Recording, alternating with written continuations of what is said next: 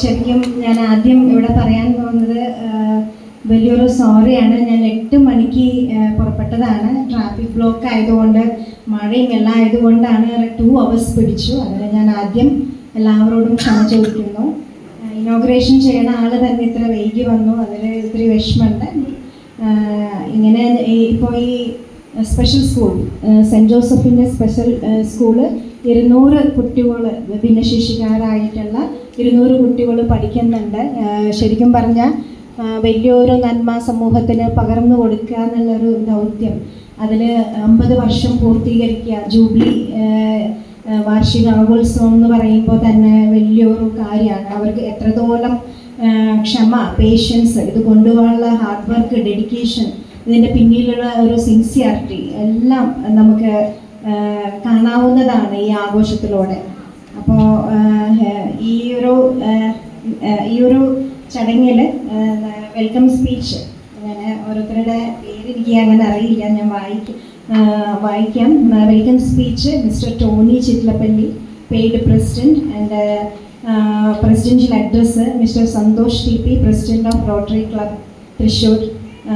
പിന്നെ സ്പെഷ്യൽ ഗസ്റ്റായിട്ട് ഇവിടേക്ക് വന്ന Mrs Praseetha Chalakudy, singer, and honouring guest നമ്മുടെ ബഹുമാനപ്പെട്ട ലറ്റീസ്യ SMC സ്കൂൾ പ്രിൻസിപ്പൽ, പ്രസൻസ് വില്ലി സിസോ, ward councillor, facilitation Prasannan, parent, vote of thanks Miriam. എല്ലാവർക്കും എൻ്റെ സ്നേഹാശംസകൾ നേരുന്നു. അതുകൂടാതെ ഈ ഒരു വേദിയിൽ ഡിസബിൾഡ് ആയിട്ടുള്ള ഒത്തിരി പേരൻസ്, മക്കളുള്ള പേരൻസ് ഉണ്ട്. മറ്റു മുഖ്യാതിഥികൾ എല്ലാവരും, വേദിയിലും സദസ്സിലിരിക്കുന്ന എല്ലാവർക്കും ഹൃദയപൂർവ്വം ഞാൻ എൻ്റെ ഒരു ആശംസകളും നന്ദിയും എന്നെ ഈ ഒരു വലിയ ഫംഗ്ഷനെ ക്ഷണിച്ചതിന്. പിന്നെ ചുരുക്കത്തിൽ ഞാൻ എന്താണ് എന്നുള്ളത് ഇത്തിരി ബ്രീഫായിട്ട് എല്ലാവരോടും പങ്കിടാൻ ആഗ്രഹിക്കുകയാണ്. ഇനോഗ്രേഷന് മുമ്പ് എനിക്ക് ചെറുപ്പത്തിൽ 3.5 വയസ്സിൽ ഇരു കാലുകൾക്കും പോളിയോ ബാധിച്ച ആളാണ്. 2 കാലുകളും 3.5 വയസ്സിൽ തളർന്നൊരു കുട്ടിയാണ്.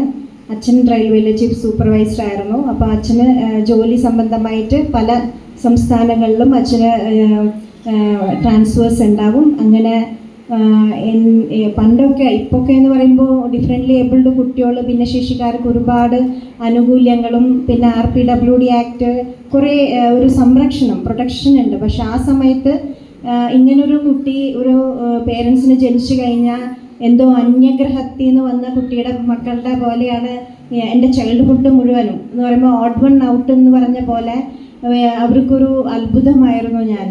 എൻ്റെ സ്കൂളിങ്, പഠനം, സ്കൂളിലൊക്കെ ഈ ഹോസ്പിറ്റൽസൊക്കെ കഴിഞ്ഞ് സ്കൂളിലൊക്കെ പോണത് എക്സാം എഴുതാൻ വേണ്ടി മാത്രം പോകുന്നൊരു കുട്ടിയായിരുന്നു. ആ സമയത്തൊക്കെ ഈ പഠിക്കുക എന്ന് പറയുമ്പോൾ തന്നെ പെൺകുട്ടികൾക്ക് അത്ര പഠിപ്പ് വേണ്ട, ഒരു 10 ഒക്കെ കഴിഞ്ഞ് കഴിഞ്ഞാൽ മാരേജ് ചെയ്യാം, ആ ഒരു കോൺസെപ്റ്റിൽ. പ്രത്യേകിച്ച് ഒരു പെൺകുട്ടി, ഒരു ഡിസബിൾഡ് ആയിട്ടുള്ള കുട്ടി വന്നപ്പോൾ അച്ഛൻ പ്രൈമറി ആദ്യമായിട്ട് പഠിക്കാൻ വിദ്യാഭ്യാസം കൊടുക്കണമെന്ന് പറയുമ്പോൾ ഒക്കെ ആർക്കും അത്ര താല്പര്യം ഉണ്ടായിരുന്നില്ല.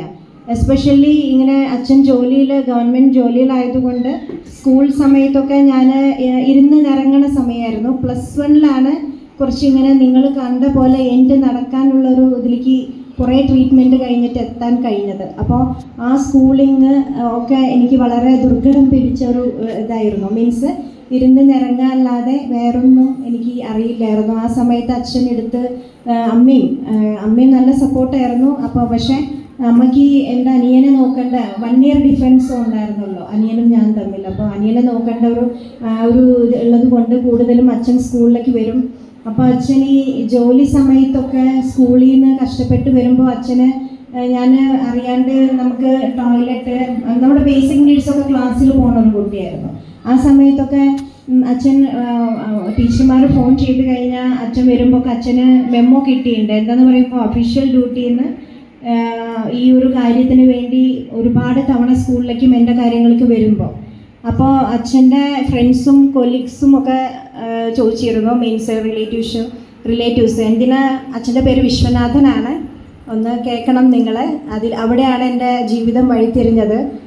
എന്തിനാ വിശ്വനാഥ ഈ കുട്ടീനെ പഠിപ്പിക്കുന്നത്, പഠിപ്പിച്ചിട്ട് എന്താ കാര്യം എന്ന് പറയുമ്പോൾ ഇവരൊക്കെ പഠിച്ചിട്ട് നാളെ എന്ത് ചെയ്യാനാണെന്നാണ് അവർ ചോദിക്കുന്നത്. അത്യാവശ്യം നിങ്ങൾക്ക് കഴിഞ്ഞുകൂടാനുള്ള വക വീട്ടിലുണ്ട്, ജോലിയുണ്ട്. അപ്പോൾ നിങ്ങൾക്ക് അപ്പോൾ സ്വസ്ഥമായിട്ട് ആ കുട്ടീനെ വീട്ടിലിരുത്തിയാൽ നിങ്ങൾക്ക് ഇങ്ങനെ ചീത്ത കേൾക്കേണ്ട ഒരു ആവശ്യമില്ല, ഈ സ്ട്രഗിൾ അമ്മയും അച്ഛനും ഇല്ലല്ലോ എന്ന് ഒരുപാട് പേര് പറഞ്ഞു.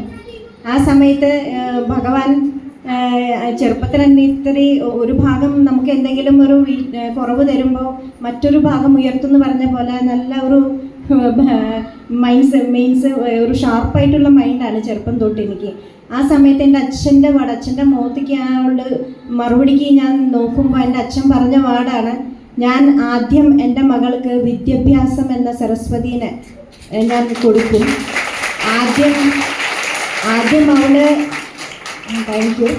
ആദ്യം അവള് അവളുടെ ചോറ് സമ്പാദിക്കട്ടെ, അവൾക്ക് അതിനുള്ള നട്ടൽ ഉണ്ട്. ആദ്യം അവളുടെ ചോറ് സമ്പാദിക്കട്ടെ, ബാക്കിയെല്ലാം അവൾക്ക് കൂട്ടിച്ചേർക്കപ്പെടും എന്ന് പറഞ്ഞു. അങ്ങനെ അന്ന് അച്ഛൻ എൻ്റെ ഒരു വിദ്യാഭ്യാസ കാലങ്ങളിൽ ഇതുവരെ പേരൻസ് കൂടെ നിന്ന് പ്രോത്സാഹിപ്പിച്ചത് കൊണ്ടാണ് ഇന്ന് ഞാൻ PSCയിൽ 28 ലിസ്റ്റ് സിവിൽ സർവീസ് എഴുതിയിട്ട് ഗസ്റ്റഡ് പോസ്റ്റിൽ ഇപ്പോൾ 5 വകുപ്പിൻ്റെ എന്ന് പറയുമ്പോൾ 5 വകുപ്പ് corporation, municipality, planning, rural and panchayat 5 വകുപ്പിൻ്റെ ഏകീകൃത തദ്ദേശ സ്വയംഭരണ വകുപ്പിൻ്റെ ജില്ലാ ജോയിൻ്റ് ഡയറക്ടറിൻ്റെ SS ആണ് ഞാൻ. അപ്പോൾ അന്ന് ഈ എടുത്ത ഡെസിഷൻ ഇപ്പം അച്ഛൻ പറഞ്ഞ പോലെ ആദ്യം എൻ്റെ ചോറ് സമ്പാദിക്കാൻ പറഞ്ഞു. അതുപോലെ ഞാൻ പഠിച്ച് എനിക്ക് ചോറ് സമ്പാദിക്കണമെങ്കിൽ ഒരു ജോലി നേടണം എന്നുള്ള രീതിയിൽ വാശിയോടെ പഠിച്ച് പല PSC റാങ്കുകളും നേടി. 28-ൽ 16ാമത്തെ സർക്കാർ ജോലിയാണ്, 16ാമത്തത്. അപ്പോൾ അങ്ങനെ ഞാൻ അതിജീവനം എന്ന് പറയല്ല, എന്നെ തന്നെ ഞാൻ ചലഞ്ച് ചെയ്തുകൊണ്ടിരിക്കുകയായിരുന്നു. ചലഞ്ച് യുവർ സെൽഫ് തന്നെ ഞാൻ എന്നെ തന്നെ ചാലഞ്ച് ചെയ്തുകൊണ്ടിരിക്കുകയായിരുന്നു. പിന്നെ അച്ഛൻ്റെ ഒരു വേർഡ് കംപ്ലീറ്റ് ആയോ എന്ന് ഞാൻ ആലോചിച്ചു. എന്താന്ന് പറയുമ്പോൾ ആദ്യം നിൻ്റെ ചോറ് സമ്പാദിക്കുന്നു പറഞ്ഞപ്പോൾ ബാക്കിയെല്ലാം കൂട്ടിച്ചേർക്കപ്പെടും, അതെന്താണെന്നുള്ളൊരു സംശയം ഉണ്ടായിരുന്നു. പക്ഷെ അതുപോലെ ജോലി കിട്ടി. കളക്ടറേറ്റിൽ ജോലി ചെയ്യുമ്പോൾ എൻ്റെ കല്യാണം കഴിഞ്ഞു. എനിക്കൊരു മോള് 7ാം ക്ലാസ്സിൽ പഠിക്കുന്നു. അപ്പോൾ ബാക്കിയെല്ലാം കൂട്ടിച്ചേർക്കപ്പെട്ടു, അതാണ്. അപ്പോൾ നമ്മൾ അതിലൂടെ അവിടെ നിന്നില്ല. എൻ്റെ ഒരു പ്രയാണം നമുക്ക് ഒഴുക്കിനനുസരിച്ച് ലൈഫ് എങ്ങനെ ഒഴുക്കിനനുസരിച്ച് നീന്തി പോയേ പറ്റും. നമുക്ക് അവിടെ ഒരു വാട്ടറിൻ്റെ പോലെ എനിക്ക് സ്റ്റോപ്പ് ചെയ്യാൻ പറ്റില്ല. നമ്മൾ ഒഴുകിക്കൊണ്ടേ ഇരിക്കണം. അലകൾ വരും, ഓളങ്ങൾ വരും, കഷ്ടങ്ങൾ, ദുഃഖം എല്ലാം വരും. പക്ഷേ ആ ഒരു ഇതിൽ നമ്മുടെ ലൈഫിനെ, നമ്മുടെ മൈൻഡ് സെറ്റിനെ സ്ട്രോങ് ആക്കി മുന്നോട്ട് പോയാൽ ഇപ്പോൾ മികച്ച സർക്കാർ ജീവനക്കാരിയായിട്ട് 3 സംസ്ഥാന അവാർഡ്, ഡൽഹിയിൽ മികച്ച സംസ്ഥാന സർക്കാർ ജീവനക്കാരായിട്ട് സോഷ്യൽ സർവീസിനും ഡിസബിലിറ്റി ഓവർകം ചെയ്തതിനും ദേശീയ അവാർഡൊക്കെ ഡൽഹിയിൽ പോയിട്ട് വാങ്ങിച്ചിട്ടുണ്ട്. ഒരുപാട് സ്ഥലങ്ങളിലേക്ക് ഇങ്ങനെ ഗസ്റ്റും ഇനോഗ്രേഷൻ ചീഫ് ഗസ്റ്റും മോട്ടിവേഷൻ ക്ലാസ്സിന് പോകുന്നു ഈ ജോലിയുടെ തിരക്കിലും. അപ്പം ഞാൻ പറയാൻ വന്നത് ഇവിടെയുള്ള പേരൻസിനോടാണ്. ഈ കുട്ടികൾ ദൈവത്തിൻ്റെ മക്കളായിട്ട് നിങ്ങളെ വിശ്വസിച്ച് ഭഗവാൻ ഏൽപ്പിച്ചതാണ്. എന്തെന്ന് പറയുമ്പോൾ നിങ്ങൾക്ക് മാത്രം നോക്കാൻ കഴിയുള്ളൂ എന്ന് ഭഗവാന് വിശ്വാസമുള്ളത് കൊണ്ടാണ്. അവരെ കൊണ്ട് നടന്നു കഴിഞ്ഞാൽ നിങ്ങൾ സമൂഹവും മാത്രമല്ല, ഒരു ഡിസബിൾഡ് ആയിട്ടുള്ളൊരു കുട്ടി ഒരു വീട്ടിൽ ജനിച്ചാൽ എൻ്റെ ഒരു ഒപ്പീനിയനിൽ ആ നിന്ന പേരൻസിനോ ആ ഒരു ബ്രദേഴ്സ് സിസ്റ്റേഴ്സ് അവർക്ക് മാത്രമല്ല ആ കുട്ടിയോടുള്ള ഉത്തരവാദിത്തം.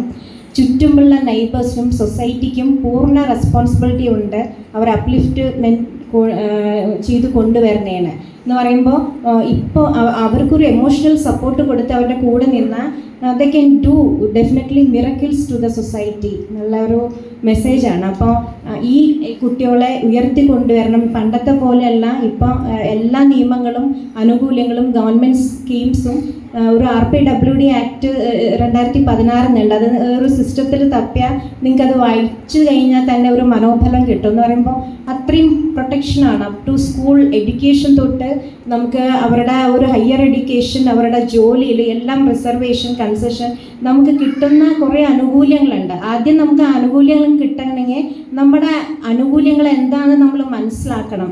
അതുകൊണ്ടാണ് ഞാൻ ആ ആക്ട് ദയവ് ഇത് പേരൻസും ഒന്ന് വായിക്കണം എന്ന് പറയുന്നത്.